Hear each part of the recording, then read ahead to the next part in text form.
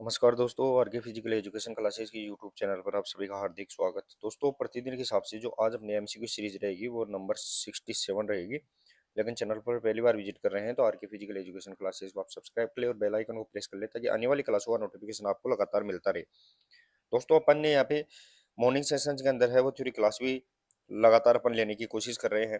साथ ही में बीच बीच में बूस्टर डोज भी ले रहे हैं और यहाँ पे इवनिंग सेशंस में लगातार अपन यहाँ पे एमसीक्यू क्लास ले रहे हैं। तो आपकी तैयारी को शानदार और भी मजबूत करने के लिए है वो लगातार अपन प्रयास कर रहे हैं। तो आप क्लासों से लगातार जुड़े रहे और एक बार सभी दोस्त इस क्लास को शुरू करने से पहले एक बार क्लास को शेयर भी कर दे और लाइक कर दे। आज अपना यहाँ पे दोस्तों 67 सीरीज रहेगी उसमें देखे दोस्तों यहाँ पे पहला क्वेश्चन रहेगा दोस्तों, वो देखे दोस्तों कि हाइड्रोफोबिया होने का कारण क्या है। दोस्तों, what is the case of hydrophobia की बात कर रहे हैं अपन यहाँ पे, उसका कारण क्या है। और सभी दोस्तों को मैं बता दूं दोस्तों, यहाँ पे एक बार क्लास को शेयर भी कर दे और यहाँ पे लाइक कर दे। और यहाँ पे फैक्ट होते हैं दोस्तों, यहाँ पे जो फैक्ट दिए जा रहे हैं फैक्ट्स बहुत इंपॉर्टेंट है आपके लिए। फैक्ट्स पे सबसे ज्यादा आपको ध्यान देना है। यहाँ पे हाइड्रोफोबिया होने का कारण क्या है दोस्तों, यहाँ पे क्वेश्चन नंबर 1 के अंदर। तो दोस्तों, यहाँ पे हाइड्रोफोबिया है वो यहाँ पे कुत्ते के काटने से यहाँ पे हाइड्रोफोबिया हो जाता है। और इसके अंदर है दोस्तों, यहाँ पे क्या हो जाता है, जो व्यक्ति है वो जल या पानी से देख के है वो यहाँ पे जल या पानी से क्या लगने लगता है, उसको यहाँ पे डर लगने लगता है। तो देखिए दोस्तों, यहाँ पे फैक्ट सबसे इंपॉर्टेंट है, बार बार बता रहा हूँ मैं इसके लिए। तो यहाँ पे फैक्ट दिया गया है दोस्तों, वो देखिए दोस्तों आप कि हाइड्रोफोबिया पानी से डर लगता है जिसमें रेबीज यानी कुत्ते के काटने के कारण जो रोग का प्रमुख लक्षण हो जाता है। और एक वायरल संक्रमण है, यह क्या है, एक वायरल संक्रमण है और ये मुख्य रूप से वो संक्रमित जानवरों के कारण है। विशेषकर है वो कुत्ते की लार में है वो सबसे ज्यादा फैलता है।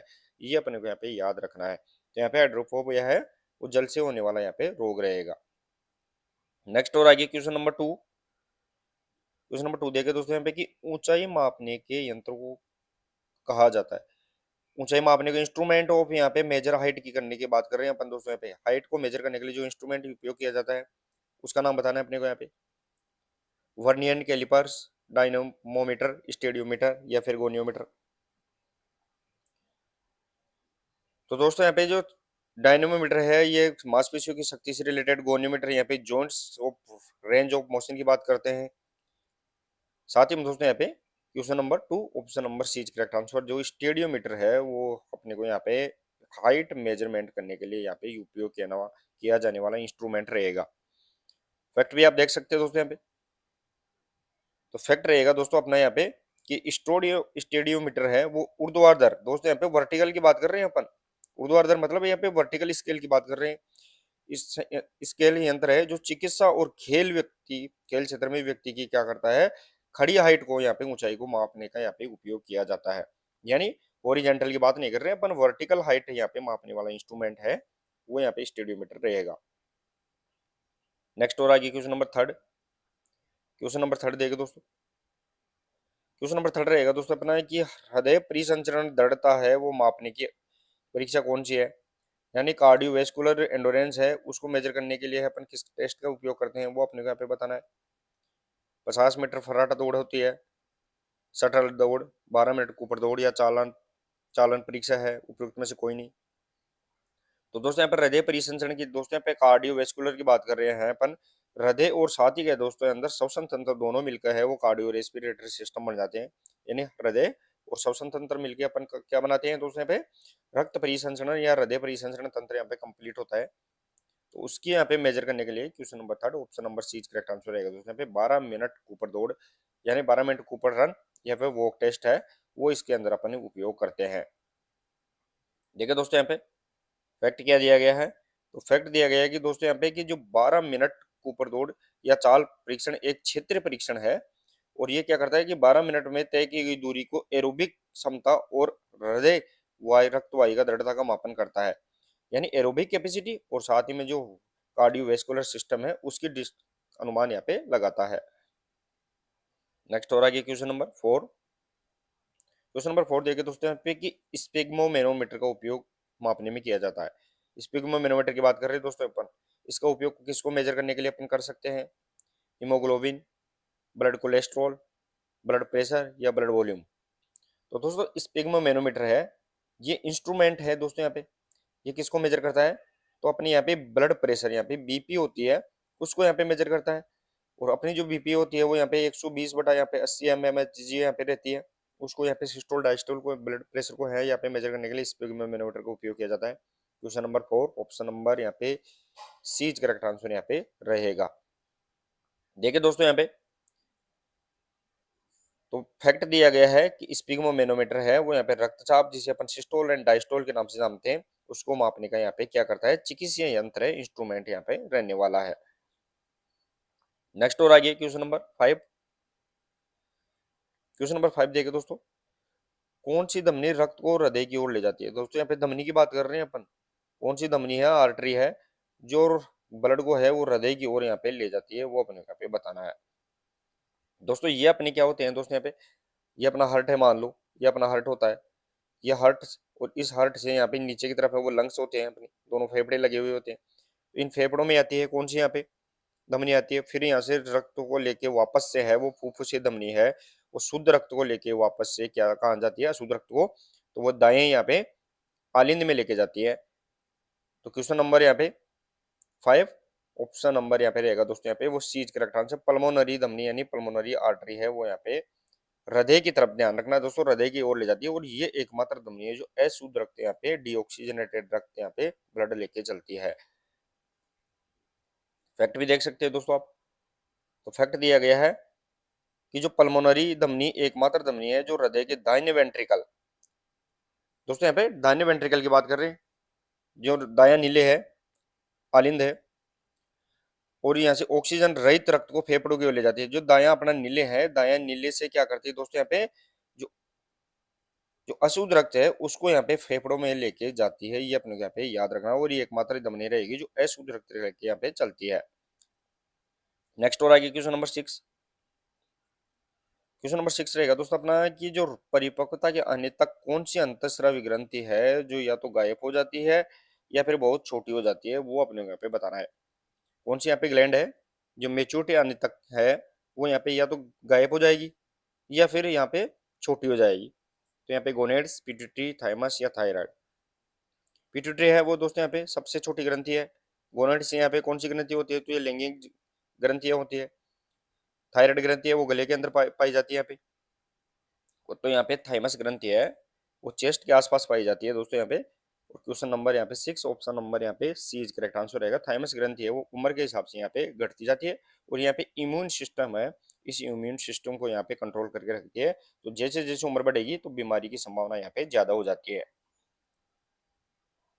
देखिए दोस्तों फैक्ट दिया गया है कि जो थाइमस ग्रंथि है वो बचपन में प्रतिरक्षा प्रणाली बता दिया मैंने दोस्तों यहाँ पे, जो इम्यूनिटी सिस्टम है उसको सबसे ज्यादा यहाँ पे मजबूत करती है, विकास के लिए महत्वपूर्ण होती है और ये किशोरावस्था के बाद धीरे धीरे क्या हो जाती है, एडोलसेंस के बाद धीरे धीरे यहाँ पे सिकुड़नी हो जाती है और ये वसा के उत्तक से यहाँ पे भर जाती है। यानी ये क्या हो जाती है, एडिपो टिश्यू के रूप में यहाँ पे बन जाती है और अपना काम कार्य है वो यहाँ पे बंद करने लग जाती है। नेक्स्ट और आगे क्वेश्चन नंबर 7।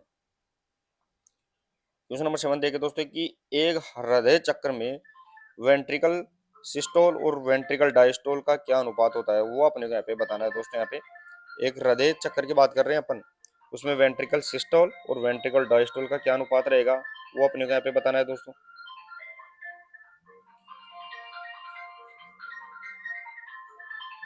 तो दोस्तों कार्डियक सर्किल की बात कर रहे हैं अपन यहाँ पे, कार्डियक सर्किल की बात कर रहे हैं दोस्तों। उसका जो रेशियो वेंट्रिकल सिस्टोल और डायस्टोल का वो क्या रहने वाला है।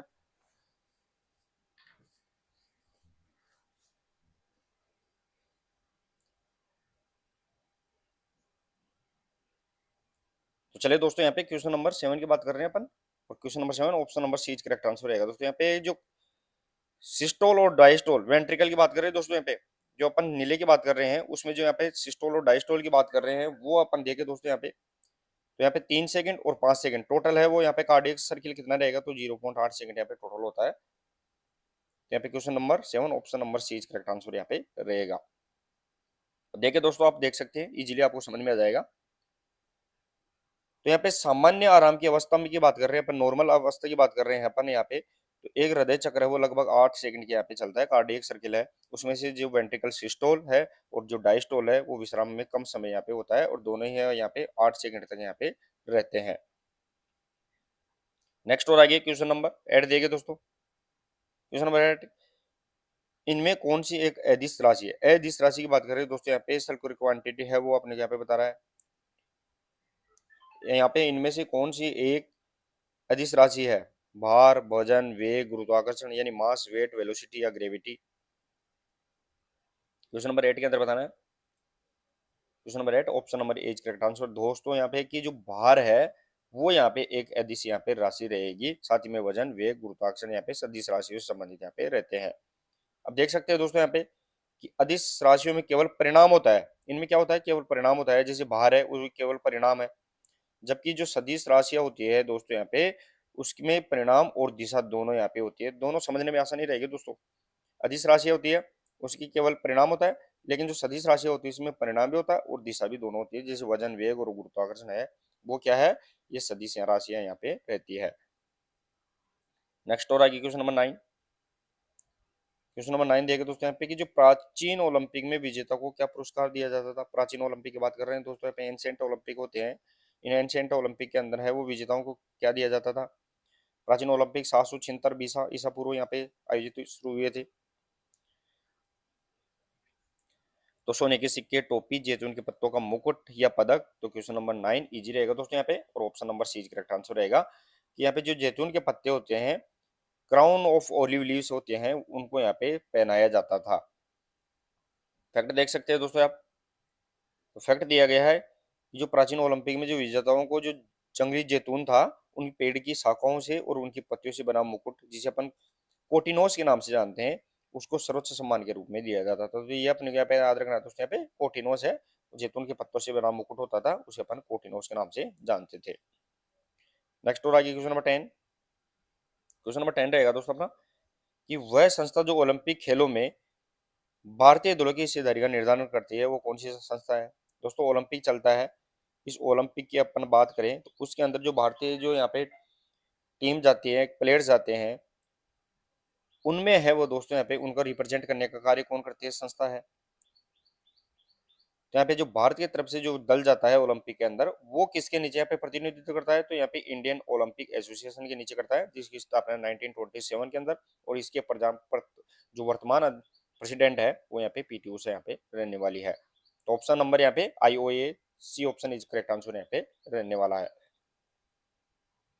देखो दोस्तों यहाँ पे तो फैक्ट क्या दिया गया है कि भारतीय ओलंपिक संघ IOA की बात कर रहे हैं, भारतीय राष्ट्रीय ओलंपिक समिति है वो जो ओलंपिक खेलों के लिए है वो टीम का चयन और भेजने का कार्य यहाँ पे करती है। दोनों को अपने यहाँ पे याद रखना है। नेक्स्ट और आगे क्वेश्चन नंबर 11 देखे दोस्तों यहाँ पे। क्वेश्चन नंबर 11 रहेगा दोस्तों यहाँ पे कि जो ओलंपिक आदर्श वाक्य है, जो ओलंपिक मोटो है, इस ओलंपिक मोटो के अंदर जो CTS शब्द है, इस CTS शब्द का अपने को यहाँ पे अर्थ बताना है, क्या होता है? दोस्तों वैसे जगह जाए तो ओलंपिक मोटो पे CTS, अल्टेस और फोर्टेस जो फादर हेनरी डिडोन के द्वारा यहाँ पे दिए गए थे, CTS, अल्टेस, फोर्टेस, और बाद में यहाँ पे कम्युनेटर यहाँ पे जोड़ा गया था, जिसे अपन टुगेदर के नाम से भी जानते हैं। तो CTS, अल्टेस, फोर्टेस जिसे अपन हायर, स्ट्रॉन्गर और फास्टर के नाम से जानते हैं दोस्तों यहाँ पे। Question number 11 option number A's correct answer. यहाँ पे CTS होता है दोस्तों, अल्टेस होता है, उसे अपन यहाँ पे हाईएस्ट के नाम से भी जानते हैं, यानी ऊंचाई के तौर पे भी इसे अपन जाना जाता है। तो आसानी से आपको दोस्तों यहाँ पे फैक्ट के तौर पर इजीली समझ में आ जाएगा। तो फैक्ट होते हैं दोस्तों वो क्यूबिक मीटर के तौर पर दिए गए हैं, तो आपको ध्यान रखना है। यहाँ पे ओलंपिक का जो आधिकारिक आदर्श वाक्य है CTS, अल्टेस, फोर्टेस है, और जिसका अर्थ क्या होता है दोस्तों यहाँ पे? तेजतर, उच्चतर और बलवान, यानी क्या क्या होता है दोस्तों यहाँ पे? फास्टर, हायर और स्ट्रोंगर होता है। और अब है वो इसमें तेजतर, उच्चतर, बलवानतर और साथ में यहाँ पे विस्तारित यानी कम्युनिकेटर है, टुगेदर है, वो भी इसके अंदर यहाँ पे जोड़ दिया गया है। नेक्स्ट और आगे देखे दोस्तों यहाँ पे क्वेश्चन नंबर 12। क्वेश्चन नंबर 12 रहेगा दोस्तों यहाँ पे कि वह परीक्षण जो प्रतिक्रिया से मापता है, यहाँ पे कौन सा टेस्ट है जो यहाँ पे रिएक्शन टाइम को मेजर करता है, वो अपने को यहाँ पे बताना है।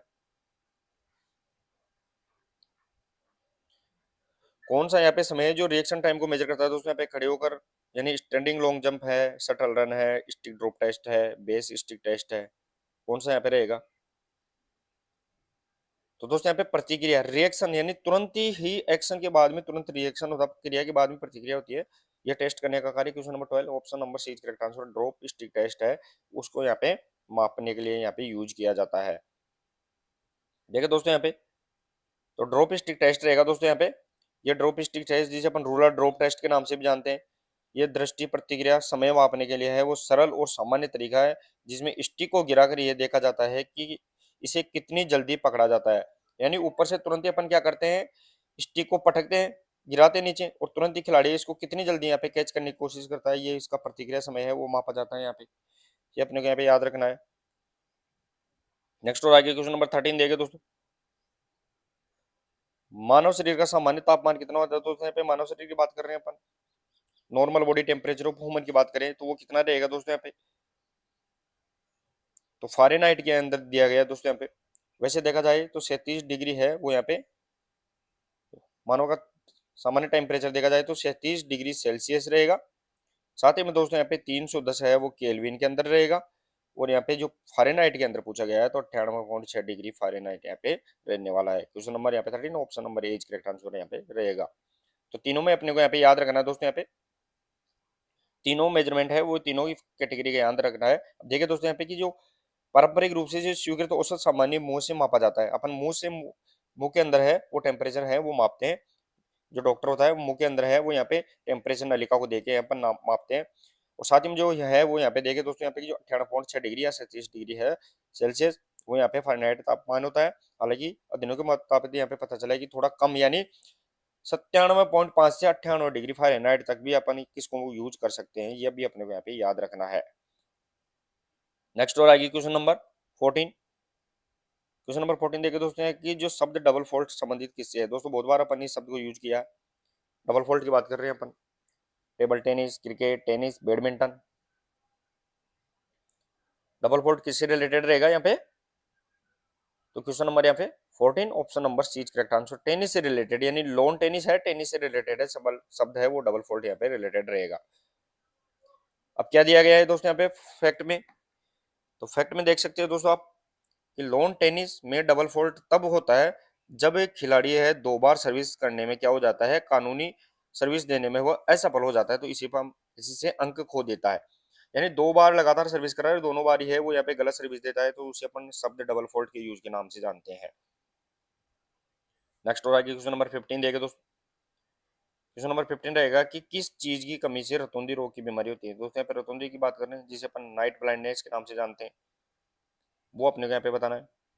तो दोस्तों यहाँ पे रतौंधी रोग है जिसे नाइट ब्लाइंडनेस है, जीरोप्थेलेमिया है। तो यहाँ पे क्वेश्चन नंबर 15 और option number A correct answer. यहाँ पे विटामिन ए जिसे अपन रेटिनॉल के नाम से जानते हैं दोस्तों, यहाँ पे रेटिनॉल के नाम से जानते हैं, इसकी कमी से है वो यहाँ पे नाइट ब्लाइंडनेस है, जीरोप्थेलेमिया यहाँ पे रोग होता है। और इसका रिच सोर्स है वो यहाँ पे गाजर, यहाँ पे इसका रिच सोर्स यहाँ पे रहता है। ठीक है दोस्तों, यहाँ पे फैक्ट भी दिया गया है, इंपॉर्टेंट फैक्ट दिया गया है। फैक्ट क्या दिया गया है दोस्तों यहाँ पे कि विटामिन ए जिसे अपन रेटिनॉल में रेडोप्सिन के निर्माण के लिए आवश्यक होता है।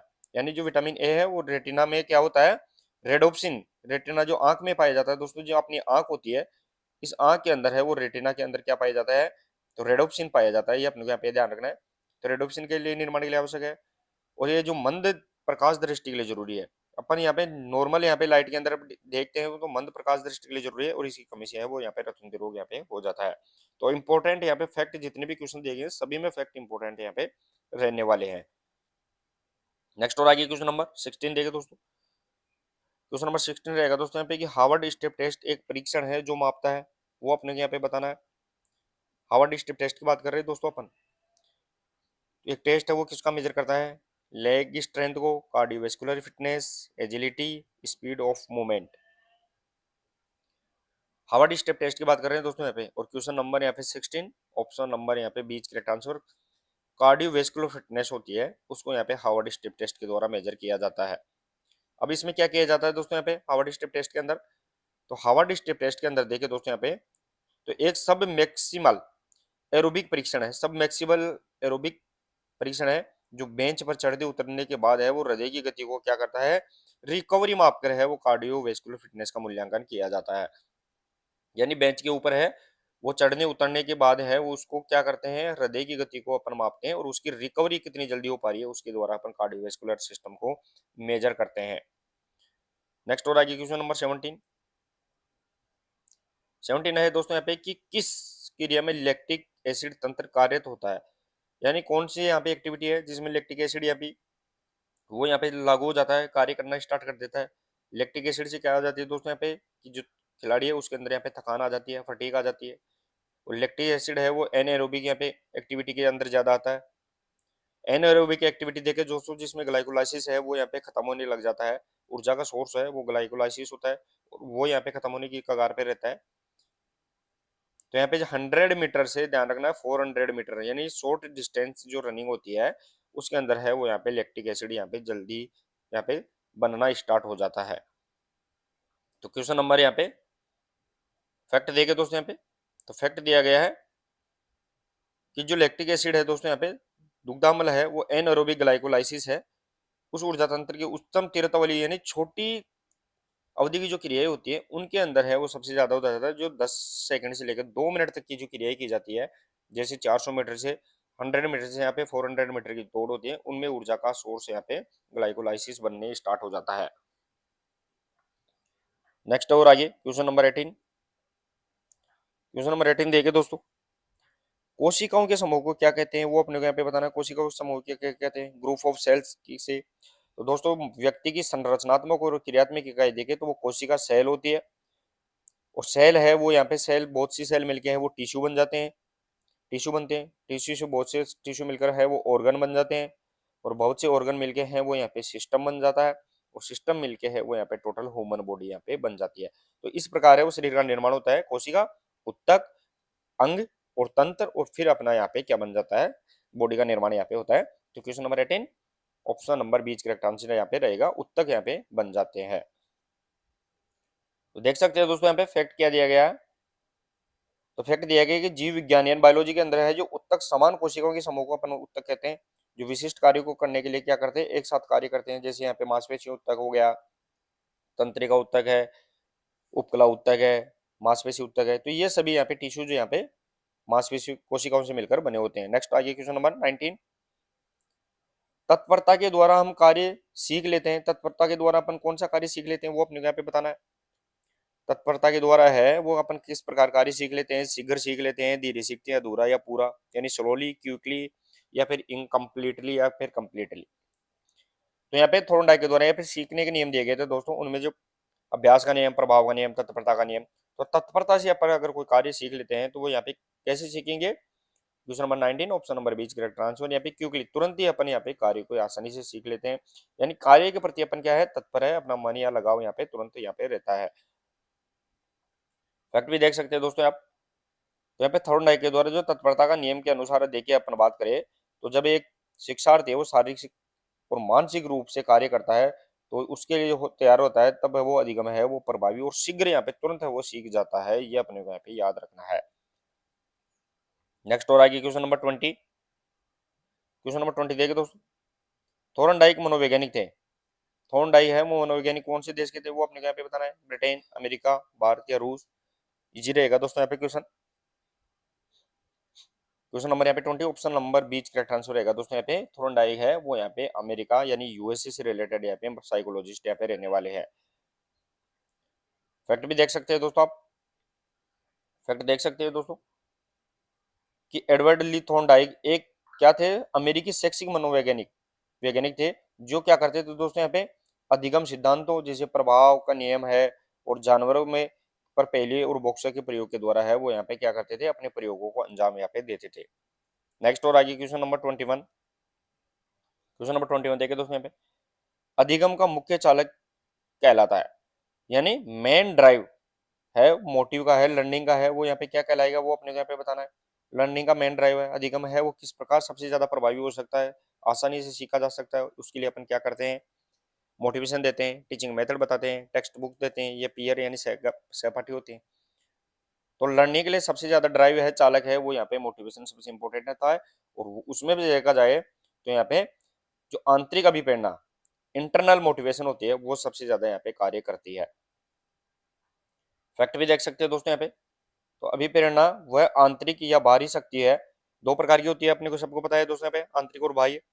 जो अधिगम व्यवहार को है वो क्या करती है, निर्देशित करती है और बनाए रखती है, इसे प्रभावी अधिगम का मुख्य चालक माना जाता है। तो अभिप्रेरणा है उसके द्वारा है वो यहाँ पे सीखने की क्रिया है सबसे ज्यादा प्रभावी होती है। नेक्स्ट और आगे क्वेश्चन नंबर 22। उपयोग और अनुपयोग के नियम का अंग क्या है वो अपने को यहाँ पे बताना। उपयोग अनुपयोग दोस्तों यहाँ पे अनुप्रयोग नहीं है, थोड़ा सा इसको करेक्शन करना है। तो उपयोग और अनुपयोग की बात करें, अनुपयोग की बात करें अपन, तो उसका अंग कौन सा है यहाँ पे? अभ्यास के नियम, तत्परता के नियम, प्रभाव के नियम, या कोई नहीं? तो दोस्तों यूज एंड डिसयूज की बात करें अपन, उपयोग और अनुपयोग की बात करें, तो ये क्वेश्चन नंबर 22 ऑप्शन नंबर यहाँ पे सी इज करेक्ट आंसर। प्रभाव के नियम के कारण है वो यहाँ पे उपयोग और अनुपयोग का अपन यहाँ पे देखते हैं। अब देखिए दोस्तों फैक्ट में आपको आसानी से समझ में आ जाएगा ये चीज। तो यहाँ पे दिया गया है कि थॉर्नडाइक के जो प्रभाव का नियम है उससे अपन संतोषजनक अगर परिणाम मिल जाते हैं अपने व्यवहार को दोहराने के लिए, संभावना अधिक रहती है, तो वो उपयोग और अनुपयोग के नियम को मजबूत यहाँ पे करती है। नेक्स्ट और आगे क्वेश्चन नंबर 23, सीखने के लिए विषय का स्वरूप होना चाहिए, यानी जो लर्निंग के लिए है वो नेचर कैसी रहेगी सब्जेक्ट की, वो अपने को यहाँ पे बताना है। कैसा नियम, कैसा यहाँ पे प्रकृति रहनी चाहिए? सरल रहनी चाहिए, कठिन रहनी चाहिए, सरल से कठिन की ओर होनी चाहिए, या कठिन से सरल? तो दोस्तों सीखने के नियम की अगर बात करें तो विषय का जो स्वरूप है वो सिंपल टू कॉम्प्लेक्स या सिंपल टू डिफिकल्ट यहाँ पे रहना चाहिए। तो क्वेश्चन नंबर यहाँ पे 23 ऑप्शन नंबर यहाँ पे सी इज करेक्ट आंसर यहाँ पे रहने वाला है। पहले शुरुआत के अंदर है वो सरल टॉपिक सिखाए जाते हैं या कोई एक्टिविटी सिखाई जाती है, स्किल सिखाई जाती है, फिर बाद में अपन डिफिकल्ट है कॉम्प्लेक्स के तौर अपन बढ़ते हैं। तो देखिए दोस्तों यहाँ पे फैक्ट क्या दिया गया है कि प्रभावी शिक्षण और अधिगम का सिद्धांत सरल से कठिन की ओर यहाँ पे होता है, जो यानी ज्ञात से है वो अज्ञात की ओर बढ़ना अपने को यहाँ पे सबसे ज्यादा अपना टीचिंग है विषय है वो अच्छा माना जाता है। नेक्स्ट और आगे क्वेश्चन नंबर 24, क्वेश्चन नंबर 24 देखिए दोस्तों यहाँ पे कि 12 मिनट कूपर रन या पैदल चाल परीक्षण मापता है। 12 मिनट कूपर टेस्ट की बात करें या वॉक टेस्ट की मेजर है वो यहाँ पे किसको करता है? तो दोस्तों जितने भी लॉन्ग डिस्टेंसों वाले सॉरी दोस्तों जितने भी जो लॉन्ग डिस्टेंस के यहाँ पे टेस्ट मेजर किए जाते हैं वो यहाँ पे कार्डियक यानी हृदय से संबंधित और वेस्कुलर यानी फेफड़ों से संबंधित टेस्ट मेजर होते हैं। तो दोनों को मिलाकर है अपन कार्डियोवैस्कुलर स्टेंट के नाम से जानते हैं। क्वेश्चन नंबर 24 ऑप्शन नंबर यहाँ पे बी इज करेक्ट आंसर यहाँ पे रहेगा। तो देखिए दोस्तों यहाँ पे कि जो 12 मिनट है यहाँ पे कूपर टेस्ट है कि वो एरोबिक दृढ़ता और कार्डियोवैस्कुलर फिटनेस की स्तर को आकलन करने के लिए यहाँ पे उपयोग किया जाता है। तो यहाँ पे option number B is correct answer यहाँ पे रहेगा। नेक्स्ट और आगे क्वेश्चन नंबर 25 देखिए दोस्तों, क्वेश्चन नंबर 25 की स्कूल छात्रों के लिए राष्ट्रीय स्तर की फुटबॉल प्रतियोगिता होती है। स्कूल छात्रों की बात करें दोस्तों अपन, स्कूली लेवल के स्टूडेंट्स हैं उनके लिए जो फुटबॉल है उनकी यहाँ पे नेशनल जो लेवल की जो टूर्नामेंट है वो कौन सा कंपटीशन रहता है? सुब्रतो कप है, डूरंड कप है, फेडरेशन कप है, संतोष ट्रॉफी है। डूरंड कप है फुटबॉल की सबसे प्राचीन प्रतियोगिता है दोस्तों यहाँ पे। संतोष ट्रॉफी है वो भी यहाँ पे फुटबॉल से रिलेटेड ट्रॉफी है। फेडरेशन कप है। तो सुब्रतो कप यहाँ पे क्वेश्चन नंबर 25 ऑप्शन नंबर यहाँ पे is correct answer. Subroto cup है वो स्कूल लेवल के नेशनल फुटबॉल टूर्नामेंट कॉम्पिटिशन यहाँ पे इवेंट रहता है। देखिए दोस्तों यहाँ पे सुब्रतो कप भारत में है वो स्कूल स्तर के छात्रों के लिए है, वो भारतीय वायुसेना द्वारा आयोजित वार्षिक इंटर स्कूल फुटबॉल टूर्नामेंट है। आयोजित किसके द्वारा किया जाता है दोस्तों यहाँ पे? तो भारतीय वायुसेना के द्वारा यहाँ पे ऑर्गेनाइज किया जाता है। ये भी अपने को यहाँ पे याद रखने वाली फैक्ट होता है। नेक्स्ट हो रहा है क्वेश्चन नंबर 26, क्वेश्चन नंबर 26 रहेगा दोस्तों यहाँ पे कि विभिन्न परीक्षकों द्वारा एक ही परीक्षण के प्राप्त अंकों के बीच समरूपता ज्ञात की जा सकती है। किसके द्वारा? यानी जो बहुत से परीक्षक होते हैं उनके द्वारा जो अलग अलग टेस्ट लिए जाते हैं और उनमें जो अंकों का यहाँ पे एक ही लेवल के सभी के समान अंक मिलते हैं, तो इसको अपन कौन सी यहाँ पे टेस्ट के नाम से जानते हैं? वैलिडिटी, ऑब्जेक्टिविटी, रिलायबिलिटी, या इनमें से कोई नहीं? तो दोस्तों अपन जैसे मान लो 1+1 है उसको अपन मिला के देखें तो 2 हो जाता है। तो इसको कहीं भी जाके अपन 1+1 बताएंगे तो यहाँ पे 2 ही बताएगा। तो ये जो बार बार इसका परिणाम 2 आ रहा है इसे अपन किस नाम से जानते हैं? तो ऑब्जेक्टिविटी के नाम से जानते हैं। क्वेश्चन नंबर यहाँ पे 26 option number B correct answer यहाँ पे रहेगा। देखिए दोस्तों यहाँ पे तो परीक्षण में जो ऑब्जेक्टिविटी है उसका अर्थ है कि परीक्षण के जो अंक स्कोर करने वाले व्यक्ति से प्रभावित न हो और यहाँ पे समान रहे। यानी जो अंक देते हैं वो अपन उसकी क्वालिटी उसकी स्किल को देख कर दे, यानी उसको यहाँ पे खुद को देकर ना दे सकते बल्कि उसके टेस्ट और उसकी स्किल को देखकर यहाँ अपन अंक निर्धारित करने चाहिए। नेक्स्ट और आइए क्वेश्चन नंबर 27 देखिए दोस्तों, क्वेश्चन नंबर 27 रहेगा दोस्तों यहाँ पे कि शिक्षा का कौन सा दर्शन प्रयोगवाद के नाम से जाना जाता है? प्रयोगवाद की बात करें दोस्तों यहाँ पे प्रेगमेटिज्म है। कौन सा दर्शन फिलोसफी है? यथार्थवाद, व्यवहारिक वास्तविकतावाद, या फिर प्रकृतिवाद, आदर्शवाद? तो रियलिज्म, प्रेगमेटिज्म, नेचुरलिज्म और आइडियलिज्म। तो यहाँ पे प्रयोगवाद की बात करें तो यहाँ पे प्रेगमेटिज्म यानी व्यवहारिकवाद या वास्तविकता है, वो यहाँ पे question number 27 option number B correct answer यहाँ पे रहेगा। फैक्ट भी देख सकते हैं दोस्तों यहाँ पे। तो प्रयोगवाद जॉन डीवी से संबंधित है, इसके जो दार्शनिक है, व्यवहारिक अनुभव है, समस्या समाधान है, वास्तविक जीवन है, कि अनुप्रयोग पर जोर देता है, यानी अमूर्त सिद्धांत पर यहाँ पे आधारित न कि अमूर्त सिद्धांत पर है, यानी अमूर्त सिद्धांत पर आधारित नहीं है, बल्कि ये क्या है, रियल सिद्धांत है, उनके ऊपर यहाँ पे डिपेंड रहता है। नेक्स्ट और आगे क्वेश्चन नंबर 28 रहेगा दोस्तों यहाँ पे कि स्वीडिश मसाज के पिता कौन है। फादर ऑफ स्वीडिश मसाज की बात कर रहे हैं अपन, वो अपने को यहाँ पे बताना है। पर Henrik Ling, GutsMuths, Franz Nachtegall या जॉन बेस्डो है। Question number 28 option number A's correct answer रहेगा। पर हेनरिक लिंक स्वीडन के है, वो पर हेनरिक लिंक है, वो यहाँ पे क्या रहेंगे दोस्तों, यहाँ पे स्वीडिश मसाज यहाँ पे जनक रहेंगे। नेक्स्ट आगे देखिए दोस्तों, यहाँ पे फैक्ट क्या दिया गया है। तो फैक्ट दिया गया है कि जो फर हेनरिक लिंक है, वो ध्यान रखना दोस्तों, यहाँ पे 19वीं सेंचुरी के अंदर की बात कर रहे हैं अपन यहाँ पे। स्वीडिश शारीरिक चिकित्सक और यहाँ पे फेंसिंग मास्टर यानी फैन हेनरिक ने है, वो 19वीं शताब्दी के अंदर क्या किया था, स्वीडिश मसाज प्रणाली है उसको क्लासिक मसाज विकसित किया था। स्वीडिश मसाज जिसे अपन क्लासिक मसाज के नाम से भी जानते हैं। नेक्स्ट और आगे क्वेश्चन नंबर 29, इनमें से इनमें से जिम्नास्टिक का कौन सा जो उपकरण है, जो महिला जिम्नास्टिक का उपकरण है, महिलाओं का यहाँ पे नहीं है, वो पूछा गया है दोस्तों यहाँ पे। महिलाओं के जो जिम्नास्टिक उपकरण होते हैं वो 4 होते हैं, और यहाँ पे पुरुषों के हैं वो यहाँ पे 6 उपकरण यहाँ पे रहते हैं। तो इनमें से देखिए तो floor exercise, vaulting table, balance beam और अनइवन बार होती है, वो यहाँ पे 4 उपकरण है, वो यहाँ पे महिलाओं के होते हैं। पोमेला हेड्स है तो दोस्तों यहाँ पे वो किनका होता है, तो यहाँ पे पुरुषों को होता है, यहाँ पे रहने वाला है। तो question number 29 option number D is correct answer यहाँ पे रहेगा। अब फैक्ट देख सकते हैं दोस्तों, यहाँ पे फैक्ट में आसानी समझ में आ जाएगा आपको कि जो कलात्मक जिम्नास्टिक में, यानी कलात्मक जिम्नास्टिक की बात करें अपन यहाँ पे, आर्टिस्टिक जिम्नास्टिक की बात करें अपन यहाँ पे, तो जो पोमोलो हॉर्स है वो केवल पुरुषों का उपकरण होता है। किसका होता है, पुरुषों का उपकरण होता है। महिलाओं में देखें तो वोल्ट टेबल है, अनइवन बार है, बैलेंस बीम है और फ्लोर एक्सरसाइज है, वो महिलाओं के द्वारा यहाँ पे की जाती है। नेक्स्ट और आगे क्वेश्चन नंबर 30 देखे दोस्तों, यहाँ पे डायनेमोमीटर वह उपकरण जो क्या मापता है, डायनेमोमीटर की बात कर रहे हैं, वो किसको मेजर करता है। Muscular strength, joint angle, blood glucose level या ब्लड लैक्टिक एसिड लेवल। तो डायनेमोमीटर की बात कर रहे हैं दोस्तों अपन। तो गोनीमीटर देखते हैं दोस्तों, यहाँ पे goniometer joint of range of motion की बात करता है। ग्लूकोज का लेवल शरीर के अंदर यहाँ पे, और ब्लड लैक्टिक एसिड है, ये यहाँ पे थकान से संबंधित होती है। तो क्वेश्चन नंबर यहाँ पे 30 और option number A's correct answer. जो मस्कुलर स्ट्रेंथ होती है, मांसपेशियों की ताकत है, उसको मेजर करने के लिए है वो डायनेमोमीटर उपयोग करते हैं। फैक्ट भी देख सकते हैं दोस्तों आप। तो डायनेमोमीटर शारीरिक शिक्षा, खेल में मांसपेशियों की जो आइसोमेट्रिक और आइसोटोनिक ताकत होती है, उसको मेजर करने के लिए यहाँ पे उपयोग किया जाता है। नेक्स्ट और आगे क्वेश्चन नंबर 31 देखे दोस्तों यहाँ पे कि ओलंपिक झंडे का जो आधार है, बेस है, उसका यहाँ पे कलर कैसा रहेगा, वो अपने यहाँ पे बताना है। ओलंपिक जो ध्वज होता है उसका जो बेस कलर है वो कैसा रहेगा, बैकग्राउंड कलर। तो यहाँ पे व्हाइट कलर रहता है। साथ ही में दोस्तों इसके 4 इसके सॉरी यहाँ पे जो रिंग होती है वो 6 रिंग इसके अंदर यहाँ पे अलग से जो 5 रिंग दी गई है, उसका जो कलर है वो black, yellow, blue, yellow, black, green और रेड रहता है। जो रिंग होती है उसमें ब्लू, येलो, ब्लैक, ग्रीन और रेड यहाँ पे रहती है। और इसका जो ध्वज है उसका यहाँ पे बैकग्राउंड कलर है वो यहाँ पे व्हाइट रहता है। तो क्वेश्चन नंबर यहाँ पे 31 ऑप्शन नंबर यहाँ पे बीच करेक्ट आंसर यहाँ पे रहेगा। तो देख सकते हैं दोस्तों यहाँ पे जो ओलंपिक झंडे का जो आधार रंग है वो सफेद होता है। साथ ही में जो इस पर यहाँ पे नीला, पीला, काला, हरा और लाल है, वो यहाँ पे 5 क्या होते हैं, रिंग है, वो छल्ले हैं, इसके अंदर यहाँ पे रहते हैं। नेक्स्ट और आगे क्वेश्चन नंबर 32,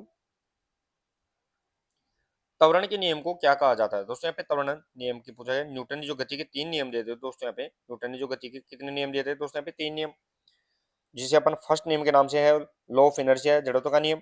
दूसरा यहाँ पे लॉ ऑफ एक्सेलरेशन या मोमेंट या इम्पल्स का नियम।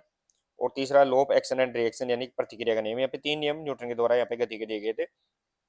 उनमें से जो त्वरण का नियम है, लॉ ऑफ एक्सेलरेशन है, मोमेंटम है, उसे अपन किस नाम से जानते हैं। Question number 32 option number B correct answer. Law of आवेग के नियम के नाम से, लॉ ऑफ इम्पल्स या लॉ ऑफ इसे मोमेंटम के नाम से भी जाना जाता है। देखिए दोस्तों यहाँ पे फैक्ट क्या दिया गया कि न्यूटन ने है प्रथम नियम जड़त्व का नियम है, द्वितीय नियम त्वरण समय का नियम है और तृतीय नियम वो क्रिया प्रतिक्रिया का यहाँ पे नियम रहने वाला है। नेक्स्ट हो रहा है क्वेश्चन नंबर 33। क्वेश्चन 33 देखिए दोस्तों यहाँ पे सभी दोस्तों एक बार क्लास को शेयर भी करते रहे। कॉन्सेंट्रिक व इसेंट्रिक वर्गीकरण है। कॉन्सेंट्रिक और इसेंट्रिक वर्गीकरण यहाँ पे किससे रिलेटेड रहेंगे? आइसोमेट्रिक, आइसोटोनिक, आइसोकाइनेटिक या स्टैटिक कॉन्ट्रैक्शन। तो दोस्तों यहाँ पे कॉन्सेंट्रिक और इसेंट्रिक जो संकुचन है ये दोनों संकुचन किसके अंदर आएंगे? तो क्वेश्चन नंबर 33 ऑप्शन नंबर यहाँ पे बीच करेक्ट आंसर आइसोटोनिक यानी गतिशील संकुचन है उसके अंदर ही यहाँ पे स्थिर और गतिशील दोनों को मिलाकर आइसोटोनिक यहाँ पे रहने वाला है। Question number 33 option number B correct answer यहाँ पे रहेगा।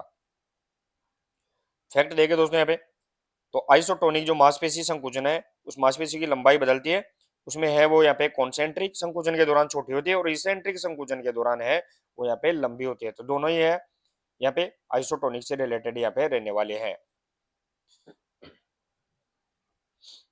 नेक्स्ट देखिए दोस्तों यहाँ पे क्वेश्चन नंबर 34। क्वेश्चन नंबर 34 रहेगा दोस्तों यहाँ पे कि जो सरकमडेक्शन वह गति है जो मिलने से बनती है। सरकमडेक्शन यहाँ पे कौन सी गति है जो कौन सी गतियों के कॉम्बिनेशन से बनती है वो अपने को यहाँ पे बताना है।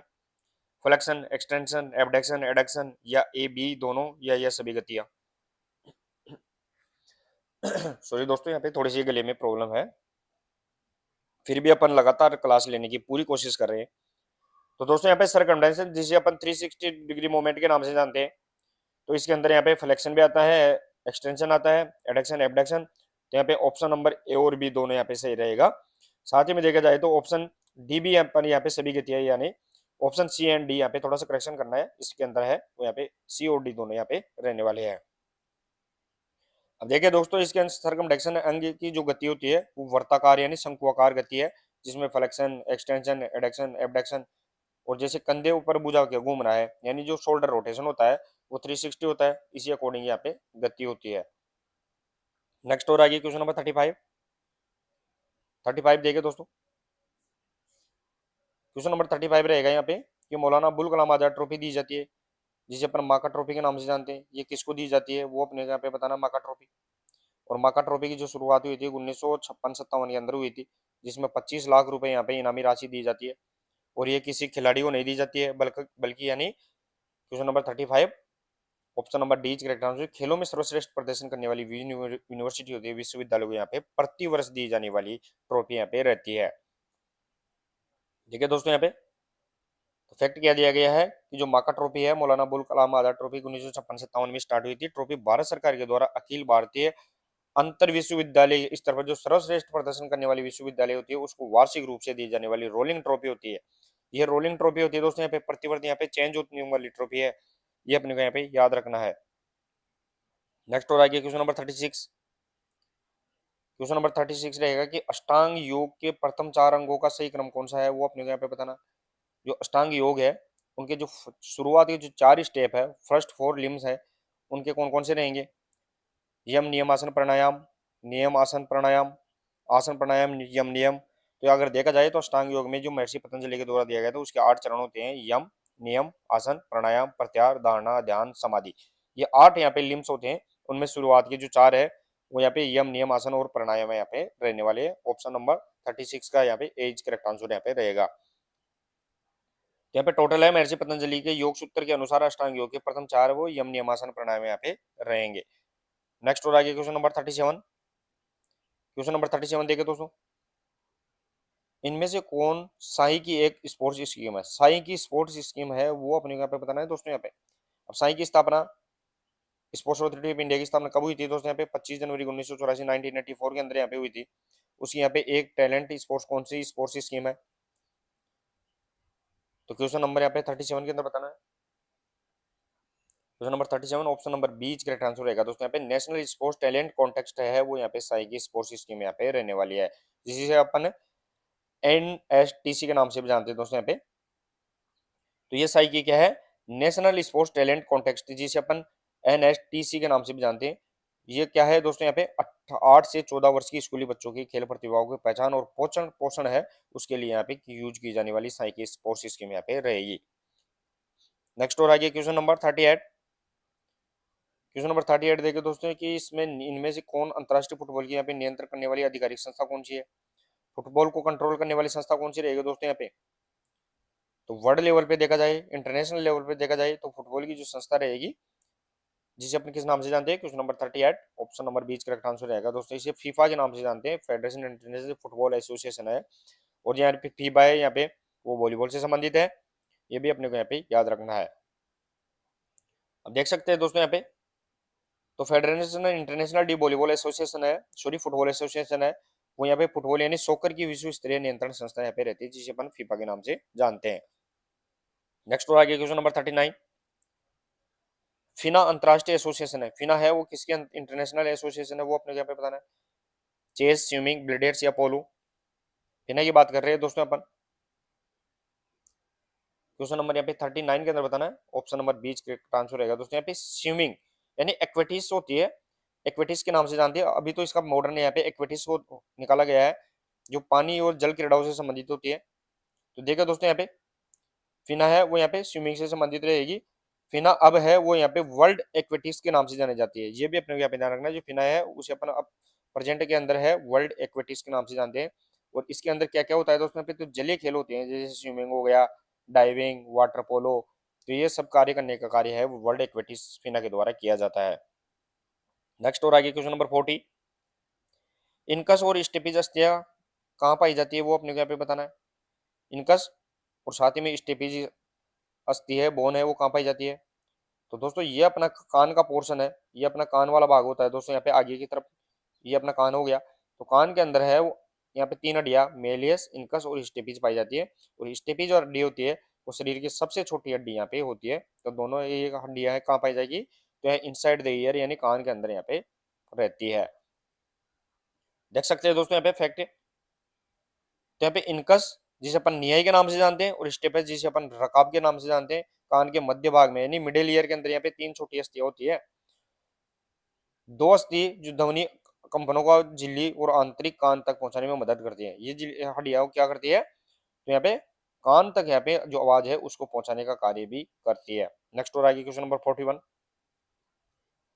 एंडोमॉर्फ क्या दर्शाता है, वो अपने को यहाँ पे बताना है दोस्तों। एंडोमॉर्फ की बात कर रहे हैं अपन, पिकनिक टाइप है होता है, एथलेटिक टाइप होता है, एस्थेनिक टाइप होता है। तो एंडोमॉर्फिक दोस्तों यहाँ पे शेल्डन ने जो वर्गीय शरीर वर्गीकरण दिए गए थे, उसमें यहाँ पे एंडोमॉर्फिक, मेसोमॉर्फिक और एक्टोमॉर्फिक, उसके अकॉर्डिंग देखे तो यहाँ पे पिकनिक पिकनिक है, एस्थेलिक है, एस्थेटिक है, वो डाइप्लास्टिक होता है। तो यहाँ पे एंडोमॉर्फिक के अकॉर्डिंग देखे तो यहाँ पे टाइप ऑफ यहाँ पे पिकनिक रहने का, जिसमें अंदर यहाँ पे मोटापा शरीर का यहाँ पे स्थूलता वसा ज्यादा रहता है। देख सकते हैं दोस्तों यहाँ पे फैक्ट दिया गया है कि जो शेल्डन ने जो सोमेटोटाइप सिद्धांत दिए थे, उसमें जो एंडोमॉर्फ है वो गोलाकार शरीर वसा का जमाव प्रकृति वाले व्यक्ति होता है। जो मेसोमॉर्फ होता है वो मांसल होता है, और एथलेटिक होता है वो यहाँ पे एक्टिव या पतला व्यक्ति यहाँ पे रहता है। देखिए दोस्तों यहाँ पे नेक्स्ट क्वेश्चन नंबर 42, यदि सीखने का उद्देश्य गामक क्रियाओं का सीखना है तो यहाँ पे ये क्या दर्शाता है, वो अपने को यहाँ पे बताना है। सीखने का उद्देश्य क्या है, गामक क्रियाओं का सीखना है, तो ये क्या दर्शाएगा, कॉग्निटिव लर्निंग दर्शाएगा, इफेक्टिव लर्निंग या फिर साइकोमोटर लर्निंग। तो सीखना अगर उद्देश्य गामक क्रियाओं के द्वारा होता है तो क्वेश्चन नंबर यहाँ पे 42 option number C is correct answer, psychomotor learning यहाँ पे रहेगा। फैक्ट भी देख सकते हैं दोस्तों आप, तो ब्लूम का वर्गीकरण है वो अधिगम को तीन क्षेत्रों में बांटता है। ब्लूम का शरीर वर्गीकरण है वो अधिगम को तीन क्षेत्रों में बांटता है, उसमें से है वो कॉग्निटिव ज्ञान, इफेक्टिव यानी भावना, और साइकोमोटर यहाँ पे शारीरिक मोटर स्किल यहाँ पे रहती है। देखिए दोस्तों यहाँ पे नेक्स्ट क्वेश्चन नंबर 43, किस प्रकार का स्वीडिश प्रशिक्षण स्पीड प्ले के नाम से जाना जाता है? किस प्रकार का जो ट्रेनिंग है उसे अपन यहाँ पे स्पीड प्ले के नाम से जानते हैं, वो भी अपने को यहाँ पे बताना है। सर्किट ट्रेनिंग, फार्टलेक, इंटरवल या रिपीटेशन ट्रेनिंग। तो दोस्तों यहाँ पे सीडी जो प्रशिक्षण है जिसे अपन स्पीड प्ले के नाम से जानते हैं, question number 43 option number B correct answer, इसे अपन फार्टलेक के नाम से भी जानते हैं। और ये क्या होती है दोस्तों, यहाँ पे एक एंडोरेंस यहाँ पे डेवलप करने की यहाँ पे ट्रेनिंग रहती है। देखिए दोस्तों यहाँ पे, तो फार्टलेक एक स्वीडिश प्रशिक्षण विधि है जिसका अर्थ यहाँ पे स्पीड प्ले भी होता है, और इसमें निरंतर दौड़ के दौरान है वो गति तीव्रता को यहाँ पे अनियोजित तरीके से बदल सकते हैं। यानी इसके अंदर है वो यहाँ पे कभी अपन तेज हो जाते हैं, कभी धीरे हो जाते हैं, कभी रुक जाते हैं, कभी चलते हैं, तो ये अपने अपने हिसाब से यहाँ पे कंट्रोल करते हैं। नेक्स्ट और आगे क्वेश्चन नंबर 44, सीखने के नियम व सिद्धांत लिए जाते हैं। सीखने के नियम और सिद्धांत कहाँ से लिए जाते हैं दोस्तों? यहाँ पे बायोकेमिस्ट्री के ज्ञान से, मानव व्यवहार के ज्ञान से, मानव एनाटॉमी के ज्ञान से, या इनमें से कोई नहीं। सीखने के नियम और सिद्धांत की बात कर रहे हैं, rule and principle of learning की बात कर रहे हैं क्वेश्चन नंबर 44 के अंदर। Question number 44 option number B correct answer रहेगा दोस्तों। यहाँ पे मानव व्यवहार के ज्ञान से, नॉलेज ऑफ ह्यूमन बिहेवियर है, उससे निकाल कर ही अपने अपन सीखने के नियम और सिद्धांत यहाँ पे प्रतिपादित करते हैं। फैक्ट देख सकते हैं दोस्तों आप, अधिगम के अधिकांश नियम और सिद्धांत है वो थोंडाई के नियम, स्किनर का ऑपरेट कंडीशन के नियम, मानव और पशु व्यवहार के नियम, वैज्ञानिक आदान का है, उन पर आधारित यहाँ पे रहते हैं। नेक्स्ट और आगे क्वेश्चन नंबर 45, मानव का सामान्य रक्तचाप, नॉर्मल ब्लड प्रेशर वो कितना होता है? दोस्तों ये क्वेश्चन अपन बहुत बार प्रश्न उत्तर का डालते हैं, और ये ज्यादातर इजी क्वेश्चन है, लेकिन बहुत बार पूछने की संभावना यहाँ पे बनी रहती है। तो यहाँ पे 120/80 है वो mmHg है, वो यहाँ पे मानव का यहाँ पे नॉर्मल ब्लड प्रेशर यहाँ पे रहने वाला है। तो यहाँ पे option number A correct answer यहाँ पे रहेगा। फैक्ट भी देख सकते हैं दोस्तों, यहाँ पे फैक्ट इंपोर्टेंट दिया गया है, लेकिन मानव चिकित्सा दार्शनिकों के अनुसार देखे जाए अनुसार, तो जो वयस्क है उसका सामान्य रक्तचाप है वो 120/80 mmHg होता है, यानी सिस्टोल और डायस्टोल होता है। लेकिन 130 से 80 mmHg है से लगातार ऊपर बढ़ता है, तो उसे अपन रक्तचाप के संकेत के अंदर, यानी हाई ब्लड प्रेशर के अंदर अपन उसको मानना स्टार्ट कर देते हैं। नेक्स्ट और आगे क्वेश्चन नंबर 46, अंतर्दृष्टि की पुष्टि करने के लिए जो कोलन ने जिस चिंपांजी का प्रयोग किया था उसका नाम क्या था? वो अपने यहाँ पे बताना। जो दोस्तों यहाँ पे इनसाइट लर्निंग की बात कर रहे हैं अपन, इनसाइट लर्निंग के लिए जो कोलन ने जो चिंपांजी यूज किया था उसका यहाँ पे नाम क्या था? सुल्तान, शेरशाह, बादशाह या राजा? क्वेश्चन नंबर 46 इजी रहेगा दोस्तों। यहाँ पे सुल्तान उसका नाम था, जो चिंपांजी था उसका नाम यहाँ पे सुल्तान था। देखिए दोस्तों यहाँ पे जो वर्दिमेर कोहलर की बात करें तो इनसाइट जो लर्निंग अधिगम सिद्धांत दिया था उसको प्रयोग ने सुल्तान नामक चिंपांजी को प्रयोग किया था, जिसमें अचानक बॉक्सों को है वो स्टेक करके है वो केले प्राप्त करने की समस्या को हल किया था।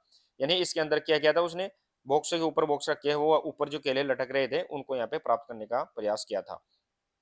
नेक्स्ट है क्वेश्चन नंबर 47, सीखने में उन्नतिपूर्ण संभव है, वो अपने यहाँ पे बताना है। सीखने के लिए उन्नतिपूर्ण की बात कर रहे हैं दोस्तों अपन, सिद्धांत रूप में, व्यवहार में, वांछनीय रूप में, अवांछनीय रूप में।